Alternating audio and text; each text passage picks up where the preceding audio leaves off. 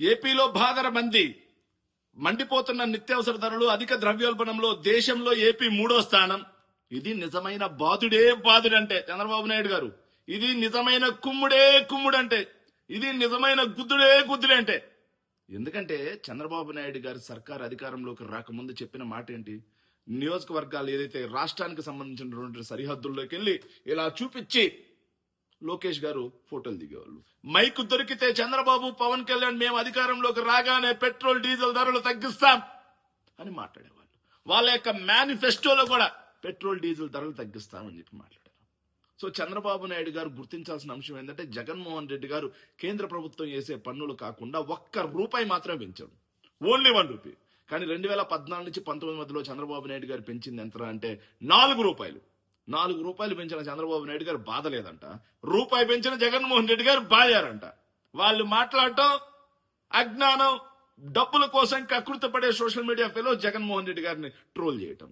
మరి వీళ్ళు అధికారంలోకి వచ్చిన తర్వాత సో ఒకవైపు పెట్రోల్ డీజిల్ ధరలు భారీగా మండిపోతున్నా వ్యాట్ ఎందుకు తగ్గించలేదు?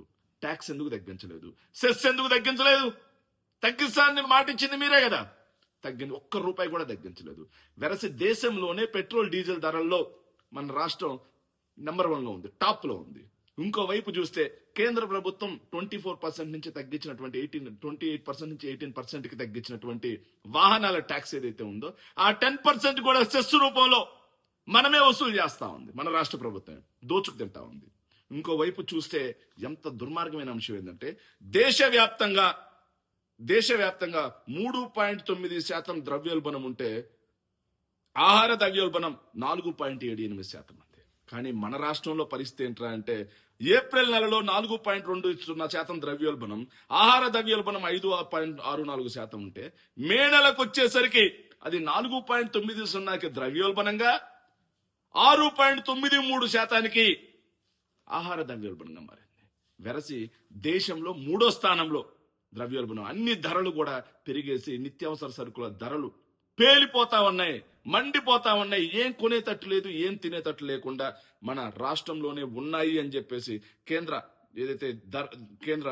గణాంకాలు చెప్తా ఉన్నాయి. మంత్రిత్వ శాఖ విడుదల చేసినటువంటి జాబితాలో ద్రవ్యోల్బణంలో అంటే ధరలు పెరగటంలో, అదేవిధంగా ఆహార ఉత్పత్తుల కొనుగోలులో అన్ని రేట్లు కూడా దేశంలోనే 3వ స్థానంలో ఉన్నామంటే మన రాష్ట్రంలో సగటు మానవుడు, మధ్యతరగతి వ్యక్తులు ఎలా బ్రతకాలి, ఎలా తినాలి అనేది కూడా చంద్రబాబు నాయుడు గారు సమాధానం చెప్పాలి. ఇది కదా నిజమైన బాదుడు అనేది కూడా ప్రజలు గుర్తించాలని. జగన్ అనే పేరులో జీ ఉంది కాబట్టి గొడ్డలి అని అంటున్నావు కదా లోకేష్. మరి లోకేష్ అనే దాంట్లో ఉన్నటువంటి ఎల్ అంటే పేపర్ లీకేజ్ లేదా లూటేస్, ఈ అంటే ఈవీఎంల ద్వారా గెలిచిన వాళ్ళు, ఎస్ అంటే శాడిస్ట్ లేదా సైకో అని మేము కూడా అనొచ్చా లీకేష్? ఇక సిబిఎన్ అనే పేరులో సి అంటే క్యాష్ ఫర్ ఓట్, బి అంటే బ్యాగుల్లో నింపిన 50 లక్షలు, ఎన్ అంటే ఎన్టీఆర్ ని నేరుగా పైకి పంపినోడు అని మేము కూడా అనొచ్చా? బరాబర్ అంటాం. ఎందుకంటే ఈ అధికారం చేపట్టినటువంటి 2 సంవత్సరాల్లో ప్రజలకి పీకింది ఏమీ లేదు. ప్రజలకి ఫలానా మంచి చేశామని చెప్పుకోవడానికి ఏమీ లేకపోవడంతో ఇలా పిచ్చి ప్రాసలతో, యాసలతో, పంచ్ డైలాగులతో, జబర్దస్త్ స్కిట్లతో కామెడీలు చేస్తా ఉంటే ప్రజలు నవ్విపోతా ఉన్నారు. ఈవీఎం రాజా గుర్తుపెట్టుకో, ఇది కాక్రోచుల యుగం. ఎక్కడ పంచుకు పంచు, మాటకు మాట, కూతకు కూత, వడ్డీతో సహా ఇవ్వబడను అనే అంశాన్ని జాగ్రత్తగా గుర్తుపెట్టుకో మిస్టర్ లీకేష్.